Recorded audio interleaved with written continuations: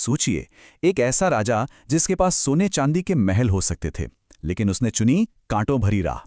जी हाँ, ये कहानी है एक अदम्य साहस की, एक ऐसी महान प्रतिज्ञा की जिसने इतिहास को बदल दिया। ये सवाल सच में सोचने पर मजबूर कर देता है ना। एक तरफ राजा का वैभव और दूसरी तरफ घास की रोटी। मतलब क्यों? इसी विरोधाभास में, इसी क्यों में छिपा है उनकी उस प्रतिज्ञा का राज। तो चलिए आज इस रहस्य से पर्दा उठाते हैं।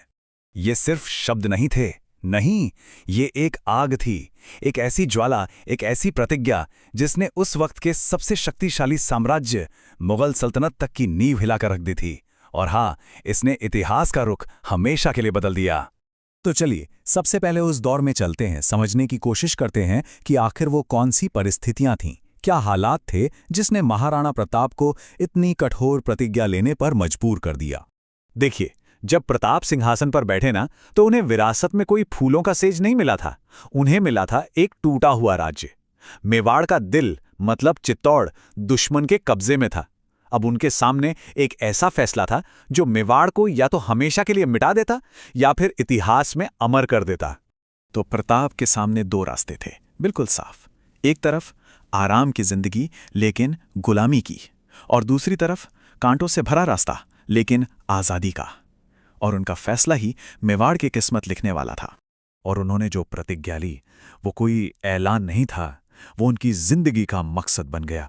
सोचिए, एक राजा ने अपना मुकुट उतारकर एक तपस्वी की तरह जीना शुरू कर दिया, और इस तपस्या का, इस त्याग का सिर्फ एक ही लक्ष्य था, चित्तौड़ की आज़ादी। अब वक्त आ गया था उस प्रतिज्ञा की पहली और शायद सबसे बड़ी परीक्षा का। एक ऐसी परीक्षा जिसका नाम था हल्दी घाटी का महासंग्राम। ये तारीख इतिहास के पन्नों में सिर्फ स्याही से नहीं, बल्कि खून और वीरता से लिखी हुई है।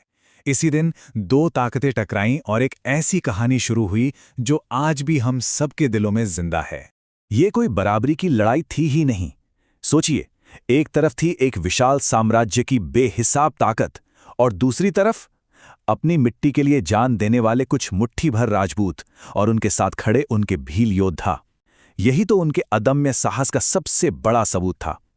और फिर युद्ध के बीचों बीच आया वो एक पल जिसे कभी भुलाया नहीं जा सकता। जब लग रहा था कि सारी उम्मीदें खत्म हो रही हैं, तब प्रताप के घोड़े चेतक ने वफादारी की एक नई कहानी लिख दी। उसकी वो 22 फुट की छलांग, वो सिर्फ एक खाई पार करना नहीं था, वो मेवाड़ की उम्मीद को बचाने के लिए एक अमर उड़ान थी। बुरी तरह घायल होने के बाद भी चेतक बस दौड़ता रहा, जब तक उसने अपने महाराणा को सुरक्षित नहीं कर लिया। और अपनी आखिरी सांस के साथ उसने ये पक्का कर दिया कि मेवाड़ के संघर्ष की जो आग है वो बुझे नहीं। तो हाँ, हल्दी घाटी के मैदान पर जीत भले ही मुगलों की हुई, लेकिन वो प्रताप को पकड़ नहीं पाए। और यही प्रताप की सबसे बड़ी जीत थी। मेवाड़ का संघर्ष अभी खत्म नहीं हुआ था। असल में ये तो बस शुरुआत थी। जंगल में निर्वासन। अब कहानी उस दौर की है जब हर दिन, हर एक पल प्रताप की प्रतिज्ञा की परीक्षा ले रहा था। ये उन मुश्किल सालों की कहानी है जो अरावली के बीहड़ जंगलों में गुजरे। और इन्हीं जंगलों में घटी वो दिल को झकझोर देने वाली घटना, घास की रोटी वाली, जब एक जंगली बिल्ली उनकी बेटी के हाथ से वो रोटी छीनकर भाग गई। उस वक्त एक राजा नहीं, एक पिता का दिल टूटा था। पर जानते हैं, उसी टूटे दिल के दर्द ने एक योद्धा के इरादे को फिर से फौलाद बना दिया। और ठीक उसी वक्त जब लग रहा था कि सब कुछ खत्म हो गया है, तब उम्मीद की एक रोशनी लेकर आए उनके मंत्री भामाशाह। उन्होंने अपनी पूरी की पूरी दौलत मेवाड़ की आज़ादी के लिए दान कर दी। ये सिर्फ पैसा नहीं था, ये एक नई उम्मीद थी। कहानी में एक बड़ा मोड़ था, शेर की वापसी। और बस इसी मदद से शुरू हुई प्रताप की वापसी की कहानी। एक ऐसी कहानी जो बताती है कि अगर इरादे मजबूत हों तो हालात का रुख कैसे पलटा जा सकता है। ये जो टाइमलाइन है ना, ये उस पूरे सफर को दिखाती है। 1576 में हल्दी घाटी से पीछे हटना पड़ा। फिर 1579 में भामाशाह ने मदद की और सेना फिर से खड़ी हुई। और फिर देखिए, 1582 में दिवेर की लड़ाई में जबरदस्त जीत मिली। और 1597 आते आते मेवाड़ का ज्यादातर हिस्सा मुगलों से आजाद हो चुका था। लेकिन देखिए किस्मत का खेल, उनकी मौत किसी जंग के मैदान में नहीं हुई, 1597 में एक शेर का शिकार करते हुए एक बहुत सख्त धनुष की डोरी खींचने से उन्हें अंदरूनी चोट लग गई जो जानलेवा साबित हुई। शायद यही नियति थी। एक शेर दूसरे शेर का शिकार करते हुए दुनिया से चला गया। एक अजेय विरासत। तो अब बात करते हैं उनकी उस विरासत की जो आज भी जिंदा है, जो आज भी प्रेरणा देती है।